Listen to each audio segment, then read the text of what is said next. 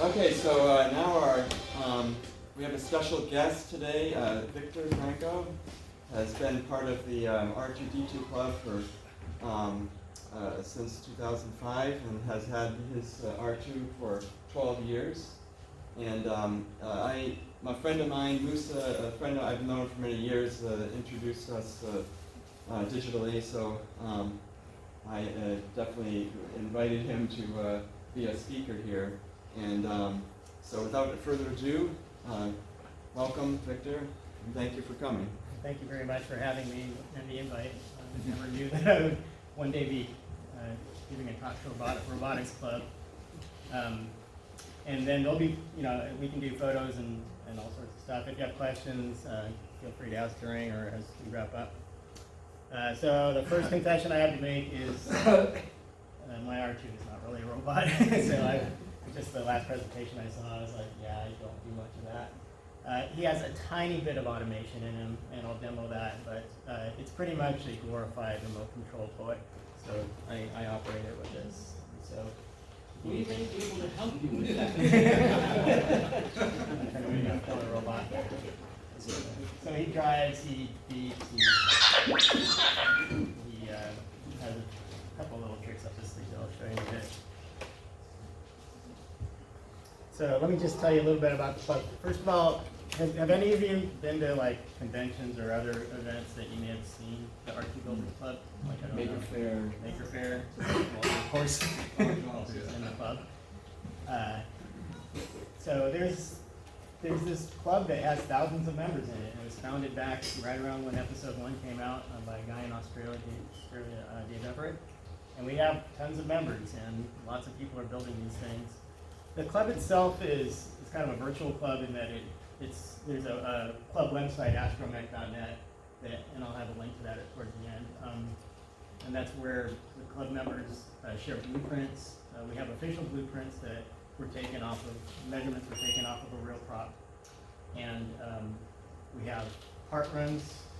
We encourage scratch building, but some of the things that are harder to build from scratch, like the dome, some of the club members will get those done. We have machine shops, so there's part runs. People keep their blogs up there as well. There's all sorts of great resources at astromech.net. And the kind of things we do with these robots, I personally find myself doing mostly charity events, and so appearances at hospitals, for example. I've done like 3 in the last month at Children's Hospital Orange County and Kaiser recently. We also do the local conventions, so anywhere from San Diego Comic-Con to WonderCon in Anaheim to LA Comic-Con at the Convention Center up there. I have been to Maker Faire in San Francisco once with this R2, and as I'm sure you know, Maker Faire just recently announced they're no more. So it's a shame. It was kind of a unique experience. Membership to the club is free, so it's just not obvious. But. So, unfortunately, my iPad had a. I'm going to show you this, even though you won't be able to see it too well. How many people are in? I have an updated version that I wasn't able to share with my Apple TV, but let me show you how many people are building these things. If I can get this. You need an internet connection? I needed the Apple. I was going to do AirPlay from this to my Apple TV, but the Apple TV is not powering up for some reason. I don't know if you can see this. There's about 100 droids that were at Star Wars Celebration Anaheim. And there's going to be another one of these conventions in Anaheim next year. They haven't announced the exact date, but probably spring or summer of next year. So we're going to have him and all of his cousins and friends. So the people build them different colors, different styles. Yes? Victor, you mentioned Xerox laser printers. Yes. What was your involvement with those? I worked on a couple of products. One was one of the very first color laser printers. It was called the Xerox 4700. It was back in 1989 or so. And then after that project, I worked on desktop laser printers. So I was doing communications, serial communications on the color laser printer. And then on the second, the black and white desktop laser printer, I got to know Wind River Systems as we were using the experts, the real-time operating system in there. And so I wrote the board support package, in other words, the operating system abstraction layer for So the you were hardware. primarily involved in developing the machine's internal software, but did you have a chance to look at some of the internal mechanisms? Yeah, we were, especially that color laser printer was quite large, and we would open it up and we'd see all the belts and all of the, how it Were worked. you able to apply any of that to your mechanisms of your robot? Some of the ideas, Some of the ideas. but not really. I was so new out of college, I didn't really always understand what I was looking at. What I'm picturing in my mind is, you may be able to find a used machine, laser printer, one of the big ones, that's maybe being sold for scrap because it doesn't work and it's no longer a supportive model or something. And you might be able to extract from it all sorts of useful mechanisms. So now I do that kind of thing when Now you do. when I'm see something that looks interesting, I usually tear it apart and see if there's anything I can harvest from it. Good. So I have a box That's full how of you learn. stuff. Yeah. And one of my friends advised that, like, if you have some old piece of electronics and you're learning to solder, like, you're gonna throw out the electronics, take out the board and like desolder the pins, and then learn how to solder on that kind of thing. You know, something that you don't care about. Yeah, So. that's an excellent way to learn how to solder printed circuit boards, is to get a used one and desolder it. Yeah, I'm not great at it, but I've improved over the years. You attain a level of skill that most solderers don't have. Yeah, it's definitely different. So a couple other things I've done, I mentioned Windows systems. I was there about 18 years, and that was a really fun job because I got exposed to all sorts of vertical markets, whether it was networking or medical or safety systems, you name it. And so all the processors like PowerPC, MIPS, ARM, Intel architecture, and S8, and a whole bunch of others. And this operating system is kind of cool. It's powering most of the JPL missions on Mars. So most of those missions run DX works. Then I went to Schneider Electric, which did PLCs. So we did safety systems. So if you're Chevron and you don't want your plant to blow up, you'd be able to avoid that with it was triple redundant. So it had three boards that were constantly running, voting inputs and outputs, making sure they agreed. It was 2 out of 3 voting. That was an interesting educational experience. And then currently at Western Digital, so I'm working on enterprise solid state disks for the cloud companies. And that's not going away anytime soon. So let me go over some questions and answers I get frequently about R2. How much does he weigh? When I'm presenting at schools, I always ask the kids, who do you think weighs more, me or R2? So I'll ask you, who do you think weighs more, me or R2? R2? It's pretty close, so we're both about 150. Okay. He's about 145. A lot of the weight comes from the batteries, so there's 4 sealed lead acid batteries at the base of the body, and he runs on 12 volts. And so I actually have 2 6-volt batteries tied in series and another pair tied in series, and then I tie those in parallel so I get longer run times. And then his motors and his feet, I don't think they're quite 10 pounds each, but they're very heavy. What is he made out of? A little of everything. You can see there's a bunch of lumber in there, so almost everything you see in that picture is wood. So his legs are made out of wood, there's a cylindrical kind of frame that's made out of wood. These are temporary feet. And he also has plenty of aluminum. You can see the dome's aluminum. The white skins that you see there are also aluminum.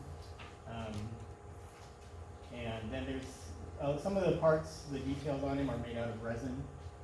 And there's odd bits and pieces of other materials as well. In fact, I'll go ahead and brought some parts that I can pass around. On the wooden one, do they prefer some kind of type of wood? Great question. So, what kind of wood do we use? The wood I love to use is Baltic birch. It's really high quality. It doesn't warp. It doesn't have voids in it. It's furniture grade. It's really nice. So that's what I tend to use for things that are not so structural. So this little piece right here.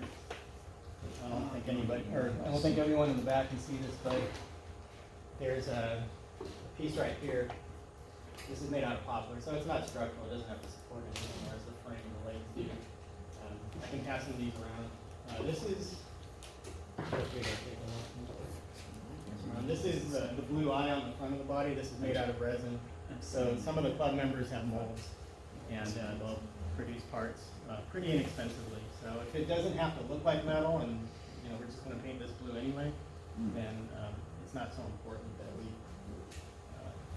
make it out of aluminum. One quick story about this, because I'm going to get to how long it took. I remember spending 3 nights in a row, so I dremeled out the back of it pretty well. But you got to make this thing hug the dome perfectly. You don't want any gaps. So I take sandpaper here, and for like 3 nights. It's that glamorous. Pass that around. Victor, Yeah. is this piece all birch? No, that one's poplar. That one's Yeah, poplar. that one's And poplar. Do you have a favored wood glue for joining these pieces? I've just been using Elmer's wood glue. Is it Elmer's? To do The yellow job. stuff or the white stuff? I guess it's not pure white, so I guess it's more yellow than white. This is the wood glue. Wood glue. Yeah, that's wood glue. Yeah. Some people like the Gorilla Glue because it expands, but it fills all the gaps. I've used it for some things, especially when I have to get into crevices and stuff like that. But for some really flat surfaces that are just going to butt up against each other, I've been pretty happy with just using plain old wood glue. So how long did it take to build? A year, 10 months, and 17 days if we're counting. So I started back in 2005 and finished just before the convention in 2007 that was held in Los Angeles. I thought I would finish months ahead of time, and I barely finished in time. Like, the convention started on a Wednesday. I think I finished Sunday before that. So it took a long time. I worked on it like on the weekends and after work.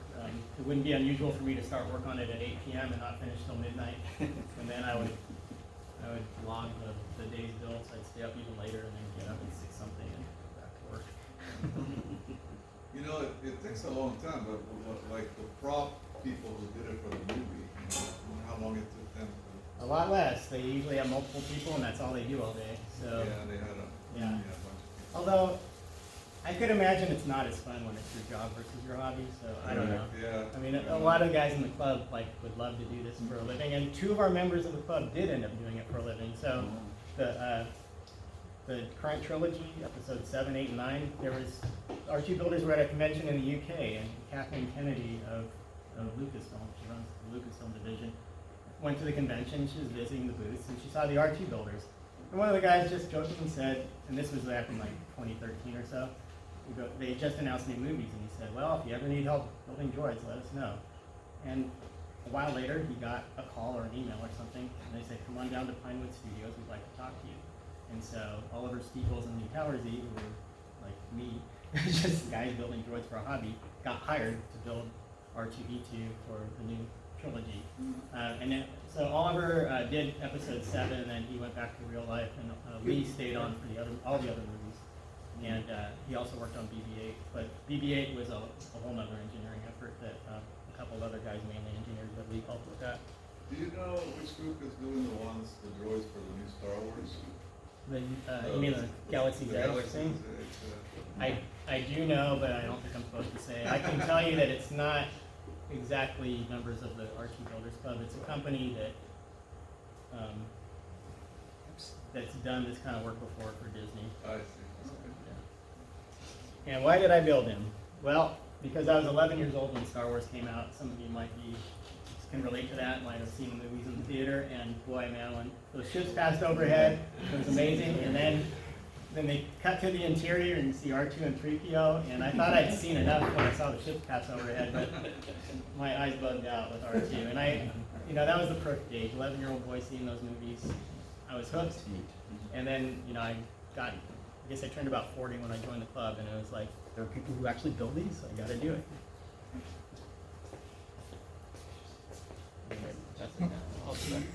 And then here's that. And here's an aluminum detail. I'll go ahead and pass that around to you.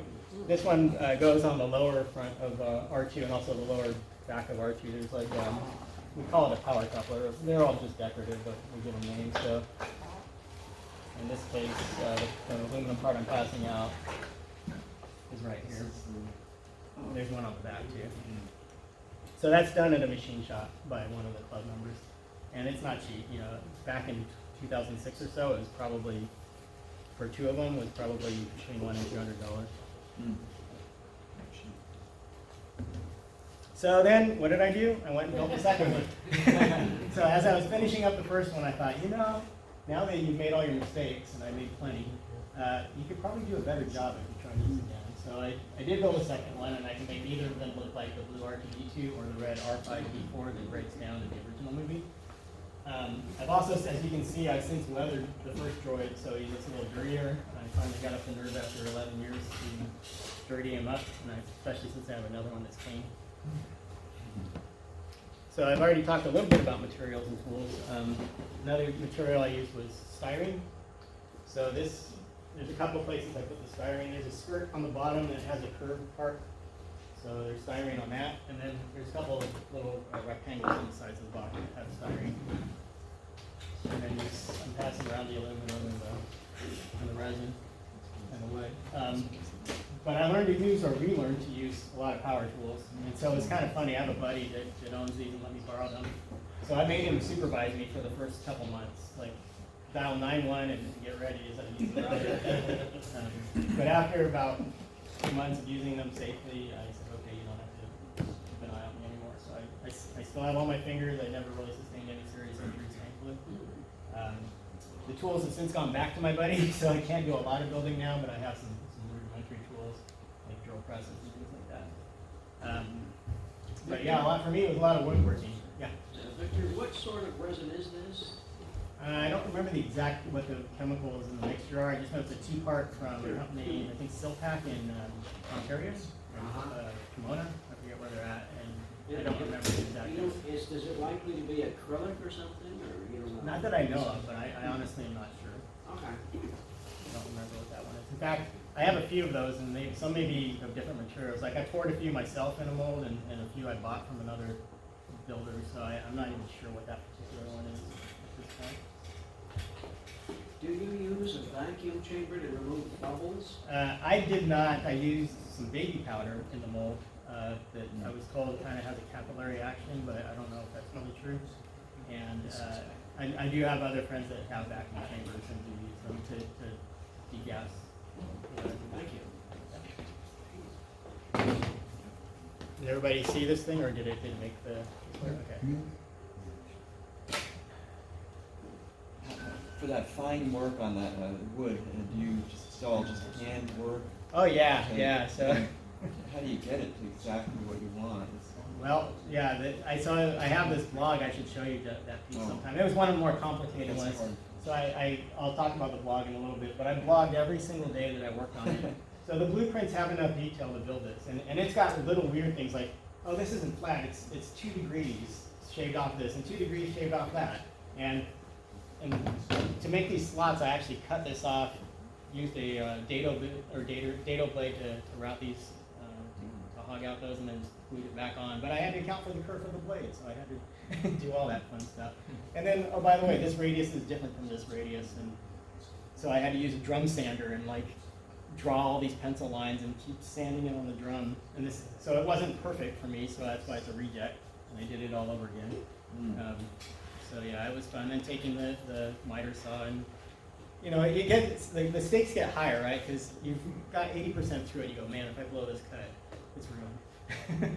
So Victor, Yeah. have you thought about making those decorative pieces with a 3D printer? Those would have been So back in 2005, they weren't too popular, but now, and I meant to mention 3D printing, there is quite a bit of that. So we have 3D print models. A lot of guys are doing 3D printing, so it's definitely popular.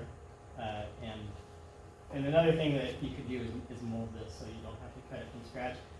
One problem we had back in those days, at least, was the resin tended to shrink by a couple %. And so, they needed to be so exact to fit on the droid, and I just decided, on the second droid, to do it all over again, not use a mold. And then, like I say, 3D printing wasn't as prevalent as it is today. But yeah, it's quite popular in the club now, especially for BB-8.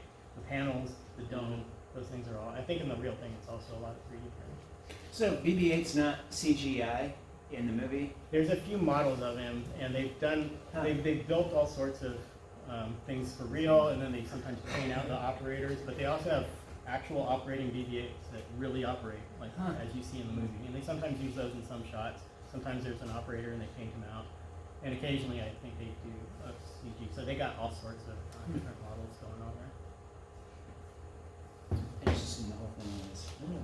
Yeah, BB-8 went on stage at the Academy Awards. Yeah, so I know the guy who drove it. That was the real one. Oh, yeah? The guy who drove R2-D2 was my friend Mike Senna, and that was his R2-D2 from the club. And then the guy in the C-3PO. So they used Anthony Daniels' voice, the actual 3PO voice, but my friend Chris Bartlett was 3PO in that. So yeah, that was pretty amazing. So Lee Towersy, one of the R2 builders, he drove BB-8 at the Academy Awards. I mentioned blueprint. So there's this what we call the octagon port. So it lives towards the bottom of the body right here. And if you want to make this yourself, or if you have an ability to get it CNC'd or whatever, or 3D print, we do, like I said, we've converted these to 3D models, and they have different views of the blueprints, but this is a typical blueprint that you'll see in the club. So we have all the details you can want to build the outside of it. The inside's another story.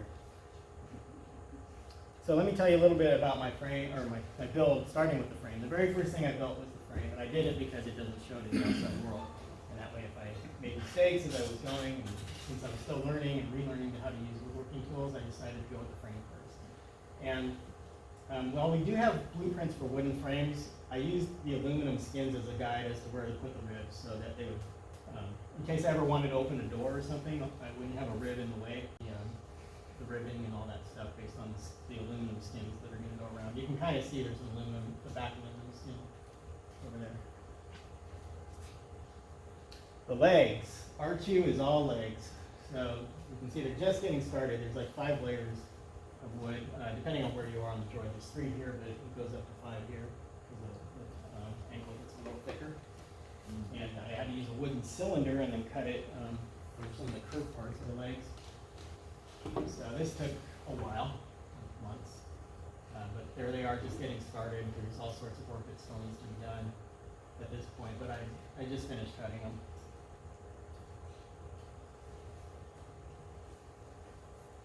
And then there's these shoulders, which I can actually pull off. So the funny thing I've noticed about R2-D2 is the real prop that they built in the 70s. They didn't take any shortcuts. Like they just said, well, we could make this solid, but let's put this ribbed pattern so that every other pattern is like bigger or smaller. So I made, 8 and 8 layers of different sizes. I had to make 2 different size templates, and then use my router with a pattern cutting bit to. So I made a perfect model or a perfect template, and then I used a router with a pattern cutting bit to just make copies of the template. And like I say. And then they're kind of mirror images of each other. So if these buttons are on the front on one side, they're on the front on the other side, so you can't use the same. Maybe you could flip it over, but at any rate, it's different on. Like they did, like I say, they didn't go easy on themselves. Even these little buttons in here, one is tilted like 3 degrees, the other one's flat, and it's not a mistake. They really did that. Like when you see, they have a slope in there on purpose. So things that you probably would never notice when you're seeing movies, there's all these little details that they did when they built the real R2. Question, how did the builders, or how did the club people find out the details at that level without examining the original props? So we did examine an original did prop. you? Yeah, Lucasfilm has been generous with the club in the past, and they were generous again not too long ago. We got newer measurements. And so we actually have a couple copies of the blueprints. One is called Club Spec Legacy, which is what mine is built to, and then we have Club Spec Revised or Revisited, I forget which it is. And so they went in with digital calipers like around the episode 7 time frame, and Lucasfilm let a few builders into the archive, and they measured the heck out of it. So they're pretty accurate. The dome. So this is one thing that's almost impossible to build from scratch. It's very hard. It's not a hemisphere. It's kind of like this egg shape, or it's a little taller than it is than a hemisphere would be. So one of the club members produces this as well. This one was spun aluminum. They now do water jet. But at any rate, the way it comes to you, all the panels are there's tabs that you have to take a hacksaw blade or something to cut out. So you cut out all the panels. You deburr everything. I use a small jeweler's file to do that, which is nice and tedious. and then you start painting, and I use 3M very high bond tape to tape the panels onto the dome, so they held fast for years and years and years. You'll notice there's little holes here, that's so I can get from behind and poke them out if I ever do need to take them off for repainting or whatever. And I've done it once or twice in the 12 years I've had a drawing. So yeah, the DHB tape works really well with very high bond tape. So this is kind of what the dome looks like when it's in progress. How much do you pay for the dome? Back in the day, it was 400 something. Now I think it's 500 something. The drivetrain. So my friend Mike Senna and I, really Mike came up with this approach for building the droid, and he mentored me in my build. And he was one of the first guys in Southern California to even build an R2. And so he's been a huge help for me. And it was because I saw his R2 back in 2005 that I even got into this. So I owe a lot to Mike. He designed this drivetrain. So we went and bought aluminum stock, or yeah, this is aluminum, discountsteel.com where we bought it from, and it cost like $700 in materials, I think, for the two of us. And it works really well. It's been in the droid since 2000. The original drivetrain I had was using Saturn windshield wiper surplus motors, and those things didn't quite do the job. I still use it for my dome drive to spin the dome, but it would have like a nylon gear meshed with a metal worm gear, and it would strip every once in a while. So now we went with National Power Chair model 2212, I think is the motor. And this guy, I believe his original intent in life was to be a wheelchair lift, but I'm not positive if that's true. But anyway, these motors are plenty beefy. They move R2 just fine. I can even drive them on grass. Yeah, Mike graduated from here, by the way. Yeah, Mike Senna came from Cal State Long Beach. Yeah, and those NPC provided all the motors for the battle bots originally, back in the day. Yeah, they've been very reliable. Like I said, they're running up for a long time and still going strong. Electronics. So I'm using a Futaba 2.4 gigahertz radio. I originally had a 75 megahertz FM radio, but I had the long aerial, and it's just, you had to worry about potential conflicts in the radio space, airspace. You didn't want to have problems with interference, so I've switched to this 2.4 gigahertz radio. It's intended to be used for aircraft. It's 2.4 gigahertz, so there's no FCC issue there. Versus the 75 megahertz, they have 72 for air and 75 for ground, so I had to make sure I was using the ground legal radio. So most of these switches are for landing gear, so they don't really apply to R2. I don't want to see them retract his leg in face plant. So the sticks I'm using mostly are the left stick is his head, the left and right from his point of view, and then forward and backward for the right stick, and then left and right, turn left and right, all from his point of view. So when I first finished him, I had to get used to, like, am I behind R2 or am I in front of R2? Left means one thing when you're on one side, and right means another. So now it's second nature to me. I don't even have to think about it. But initially, when I was driving, it was like I had to concentrate on which way I was going to push the stick to get him to go where I wanted him to.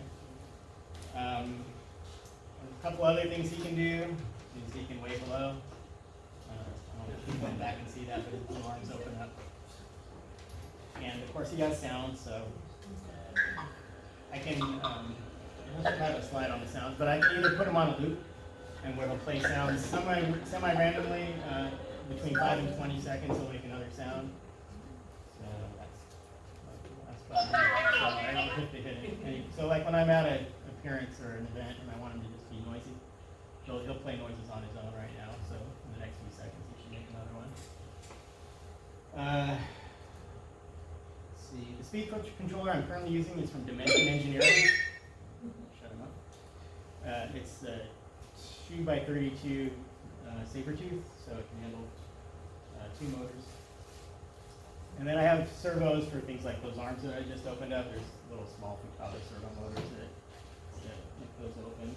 And as I mentioned, the dome drive is powered by the actual motor is the Saturn windshield surplus motor. And I actually use a servo mechanism to engage the motor to go clockwise or counterclockwise. This is it. So I think it's like an H grid where we're kind of clicking some buttons and making the current go in one direction or the other. Question, so on the motor driver, so this NPC 2212 I'm actually 2212. using one, and if they get stalled, whatever, they can go way above. Yeah, 30 yeah, amps, yeah. So I guess- I have some fuses in there, 30 amp fuses. I've actually never blown one. And I also have a circuit breaker on top of that, so it's pretty well protected, but yeah, they do have high stall current. I do have a couple gadgets, it's like my overlap this. I don't know if you guys, I'm sure it's a robotic club, so you probably used microchip picks before. So I'm using an 8-bit pick to do this little dome and sound automation circuit. I guess I can demo that. So I've had him in a parade, like 4th of July parade or Christmas parade, and I may not be able to make him make sounds in his head automatically. So I flip the switch, actually, demo it a little better. So the first thing I'll do, if this works right, is he'll go to center. And so there's a roller switch that he trips that says, oh, okay, I found center. And then every few seconds, he'll either turn his head left or right, and he'll emit a noise kind of at random. So he looks kind of alive, like I say, if he's on a stage, or if he's in a parade, or someplace where I need him to look alive without me touching him well. I will never let him drive on his own. Well, we were talking about that a little while ago, about automating those kind of things, but since he does weigh about 150 pounds, I don't want him, usually he's in a crowded environment with kids, and I don't want him accidentally plowing into anybody. Of course, he's not doing anything now that I'm talking about it, but I think he will make noise and turn his dome soon. It's a simple 2-chip solution with a transistor array on one side and a big chip on the other. I think I have a schematic that just shows like the roller switch that gets sensed as an input. Then I have an output to a servo that dome controller that I showed you that had the 2 switches. So flipping the switch disconnects the remote control. So now if I hit the left button or the left stick, that wasn't much better. So the left stick's not doing anything, but I can still drive him. And then if I flip the switch back, then I get my stick back, and it's no longer automatically turning the dome. Disable it. So that behavior is done with that pick chip? Yeah, The yeah. So pump it's that's all sending out the changed. pulses to the servo motor that hits the dome, the bumps, the pump switches, and engage the dome motor. So it just every few seconds it always goes back to center, and then it'll either turn left or right at random. For it engages the servo for a second or two, makes the dome turn, disengages it, knows it needs to go back to center, so it waits to hit the roller switch. Actually, that's now a magnetic reed switch. I think that kept damaging the roller switch, and then it does the whole algorithm again, and it'll play a sound every once in a while. So it has a little you can reprogram it in a language. Yeah, this is very written in C. simple. Let's see. Yeah, they have a free C compiler, like the chip does. Are you playing like wave files for the sounds? Yes, these are WAV files. Yeah, so I have a sound system in there. It's kind of an older legacy one. If I were doing this now, I'd find something cheaper from like Datafruit or one of those companies. But back in 2005, there was a company called ACS that made a CF sound. So it uses compact flash. That's how old it is. And that was their sound solution back then. Your switch array on the remote? Oh, yeah. Is that We going talked to the about that. same signal or same So these are for my sounds. So if I want them to play sounds automatically, I hit the very switch furthest on the right, and this is how you plays sounds. If I want to call up a specific sound, and one of everybody's favorite is this. So I can call up an array of specific sounds. Button number 1 will also loop through the sounds, but they're under my control. So if I want them to just loop through the 32 sounds I have, I'm calling up the next sound. There's also volume on the very left, so since he's a little loud, I can lower it. I have a long sound that lets me adjust his volume. So if I press, I hold it down, it'll get quieter. Pull up, he gets louder. This was designed by myself. So it's actually using an XB radio. It's getting its power from the trainer port on the remote, but it's using a whole separate XB radio. And I think we're running 900 megahertz on this one.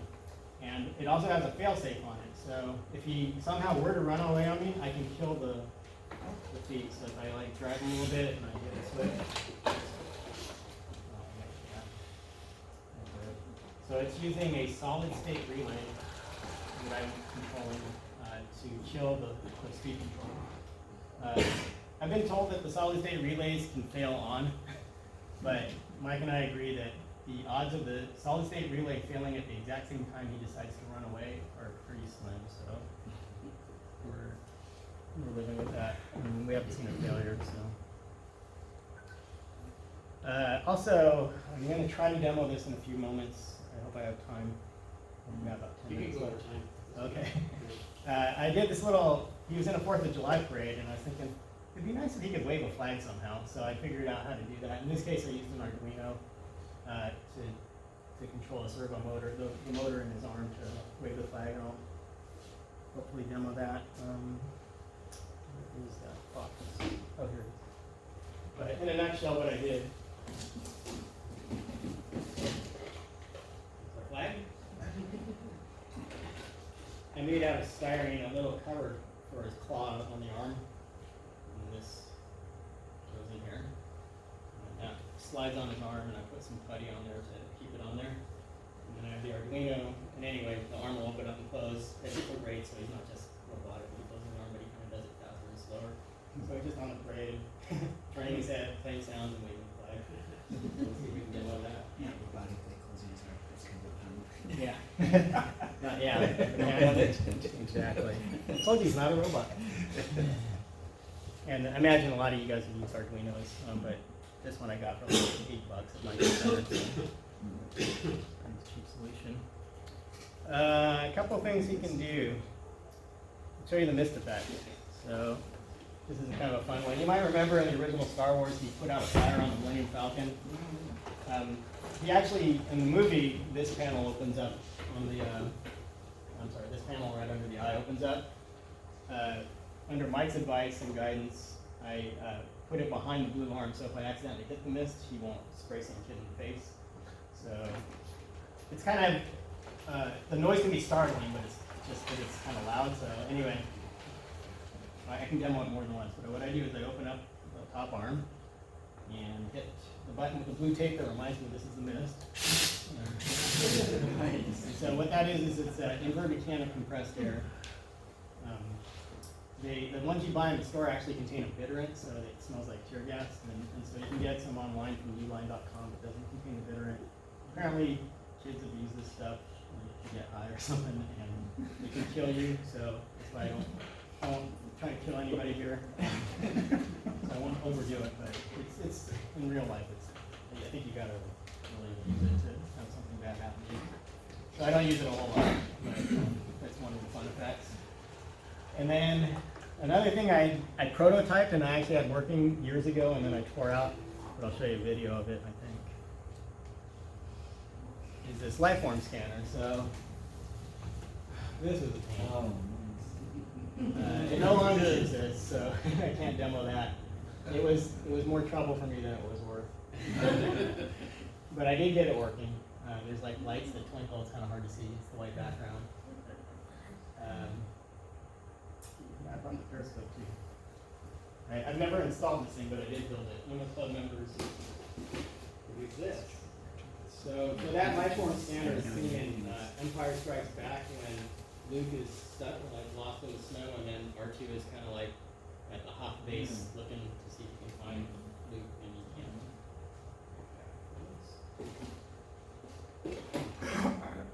And then this periscope is also in Empire Strikes Back when they land on Dagobah, which is Yoda's home planet, and then R2 falls in the swamp, and then he suddenly pops, like, he's underwater, but this thing comes up out of the water. Turn it on.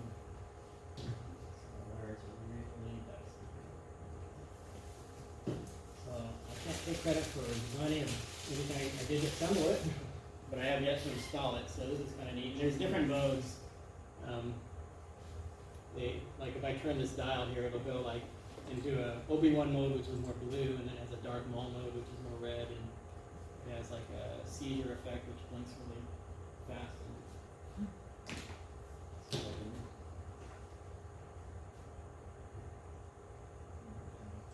And the LEDs actually change colors periodically. You have to wait several seconds for it to happen. That's the Yoda mode. That's the Darth Maul mode. That's the Blame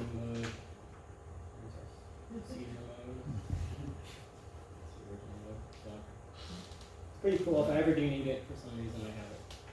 And I'll tell you why I might need it in a moment or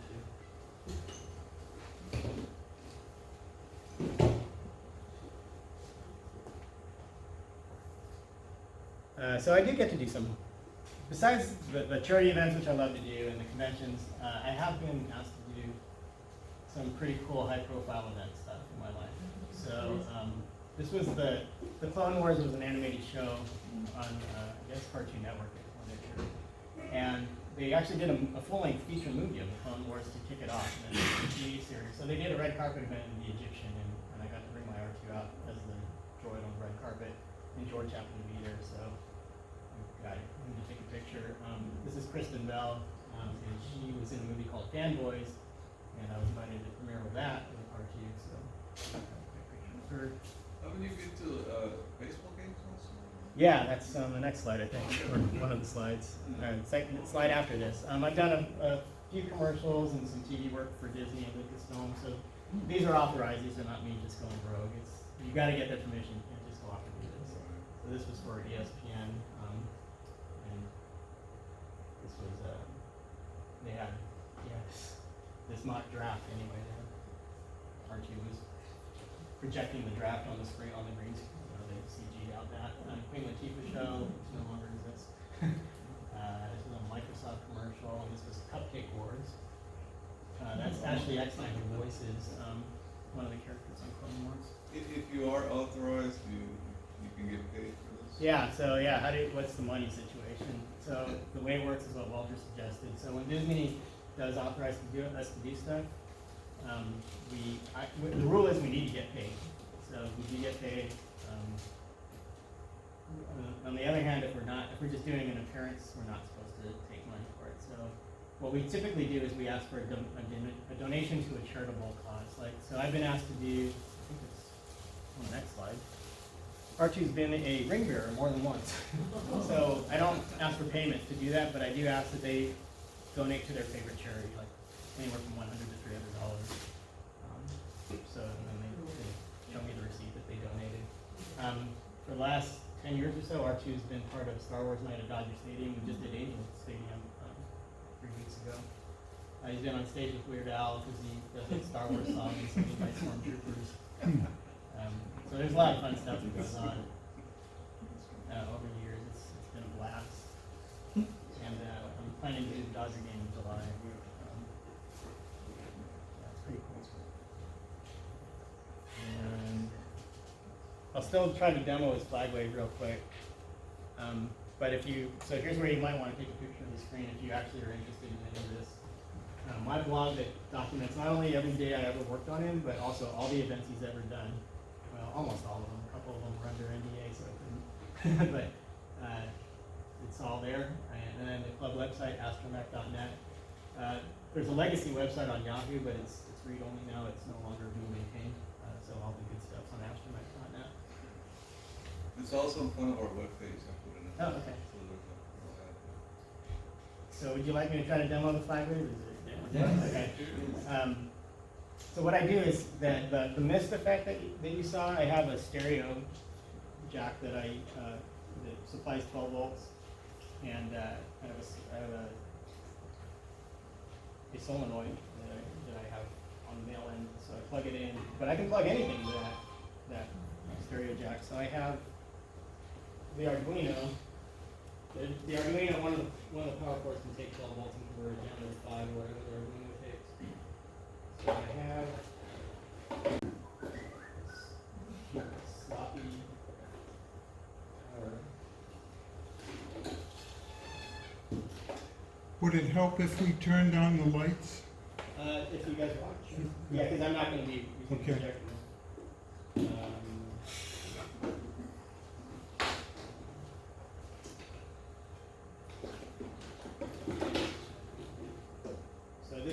I'm going to unplug the mist, plug this in where the mist is plugged in, and I have this little power adapter that goes into the Arduino board.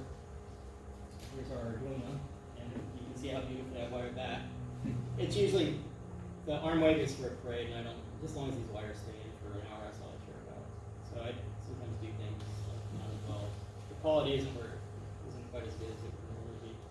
So I'll this is the servo out to the arm.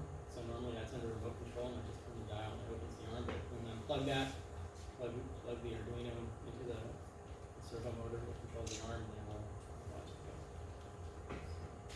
This involves me taking out the dome, getting in there. And you guys are welcome to look inside him either before or after, I don't know. If you want, I mean, you can either do it now or you can do it after I'm done. You can take a look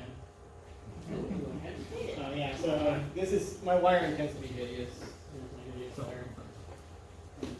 the dome is powered by 6 D cells, so there's 9 volts going to the electronics in the dome.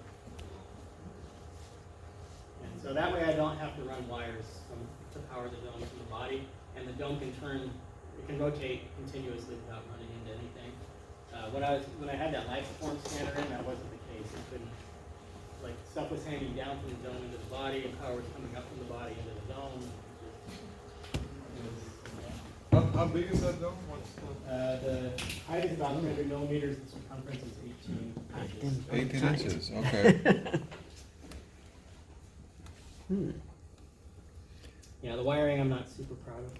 And No wonder in it's so fact, heavy. yesterday I was testing some of this stuff and saw that a wire got loose, so I did a rush job on it. Oh, so, because of that metal there. It's, Like all that space in there, Alan, in your tiny little spaces. Is this little drive wheel from like inline skates or something? Yeah, it's like a razor scooter wheel. Oh, I see what So you did. I can demo That's the, clever.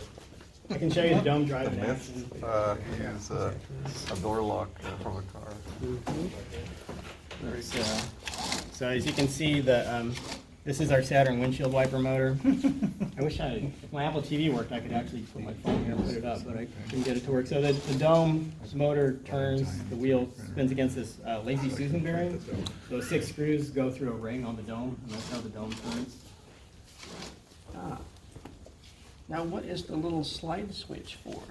That was for, I used to have a battery pack for the receiver, and if it was rechargeable, but if it ran out of battery, I could slide it over to the AA's, and it was like backup battery. And I keep those there in case I ever need them. And this is a limit switch? That's the switch that detects when the dome and sound automation circuit's running and he's turning his head automatically. That's what detects that he's at center position. So when I flip that switch, and it's going to rotate all around, then the magnet will trip the magnet. That little magnet Yeah, there. yeah. That's actually a magnetic sensor. Yeah, this is a magnetic. Does it just pull open a switch contact? Yep. Except for it's all wood, you never know. Right, that's true. But that's cool though. Yeah, this looks really good. Yeah. Yeah, the second one turned out better. So is this also a magnet? So there's 2 magnets? No, Used wood because it's it works just, well in outer It's space. breaking contact. It just pulls that Yeah, open. yeah. Or I can't remember if it's closing it or opening it, to tell you the truth. I think it's opening it. Can you open those doors again? So, other little clever things, you know. So it was the door on the bottom that allowed you to admit the Yeah. No, this one, so this tube, there's a tube going from the mist can. She's an so it R2D2 goes to the tuner. top. It's coming right here. If you want, I can do it again. Oh, sweet. Sure, sure. Yeah, she's got it. All right, I'm gonna blast the mist, so. watch out. Here we go. Oops, except it kind of didn't do. It worked. Yeah, It that worked, does, yeah. Yeah. And you've got a toggle switch way down there. I got switches for powering the main body, and also I have a couple of other things I can do. So remember I showed you that if I hit switch 6, so right now he can drive. If I hit switch 6, he can't drive anymore. I also have a physical switch to do that I had it earlier, so let me turn this back off, and for safety, I can do that. Same thing, he's dead, so I don't need this. I had implemented that way before, and then I decided, I'd like to be able to do that remotely too. Like, so when I'm doing like photo ops and stuff and people keep walking up in line, I go, well, I don't want to accidentally bump the switch and bump into somebody, so I kill the thief. And I can either do it with the physical switch, which is what I historically did, or now I can do it remotely. And I prefer to do it with the physical switch, but then it means I have to walk back up to him, and if it's like a high-profile appearance, I don't want to be doing that. I don't want to be like doing this in front of a bunch of photographers. So. That's a good point, yeah. Right. And then I have the main power that turns the whole droid off is down there too. So there's a couple toggle switches. There's a third one that used to power the receiver battery, but now the receiver battery runs on a battery elimination circuit that converts 12 volts to 5. So I don't need that anymore, but I left it in there. So what did you do to make them a little bit dirty? Yeah, that was traumatic. That's So, That's actually hard to do. yeah, he definitely was starting to get a little grimy anyway, especially in the feet. But there was some toll paints and some, I forget exactly what paints we used, but Mike and I did this at his house.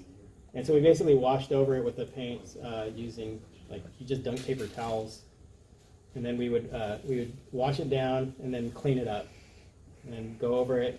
I used a brush to put it in the cracks and crevices to make it look a little dirtier. Then we took a lunch break because you're staring at it so much you can't really tell, like, you need to step away from it with fresh eyes, come back to it after lunch and go, okay, we need to lighten this up and dirty that up. So it took, a couple hours, it was probably like 4 hours to do the whole droid. Is it the Stardust? What's Not that? not the real dust. Yeah, Stardust. this is all Stardust. But one of the reasons I was a little reluctant to do this, but it turned out to be a non-issue, is I do a lot of the hospital visits, and I was worried they'd think he's filthy and that he shouldn't come in the hospital Yeah. because it's not sterile. But I've gotten to know the personnel pretty well, and they understand that it's painted on and not actual drawing. I gotta get a picture of yours. Does it go straight like the? Oh, like yeah, the- he's stuck in 3-legged mode. There are guys that do 2-legged mode, and they put more gadgets in there, but Oh, okay. this guy is always in 3-legged. Oh, okay.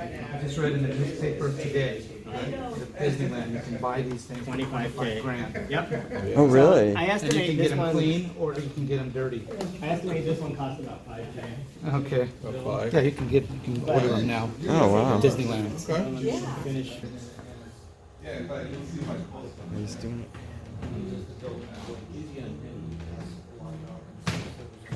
So there's our patriotic droid finally. Sorry it took so long. So, and then in conjunction with the dome and sound automation circuit.